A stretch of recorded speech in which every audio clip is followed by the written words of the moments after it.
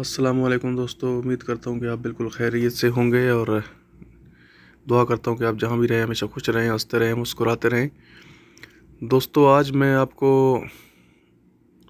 Google का account बनाना सिखाऊंगा और आपको बताऊंगा कि गूगल का अकाउंट कैसे बनाया जाता है।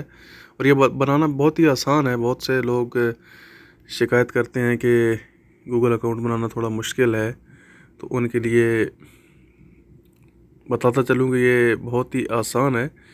तो चलिए गूगल अकाउंट बनाने के लिए मोबाइल स्क्रीन की तरफ चलते हैं।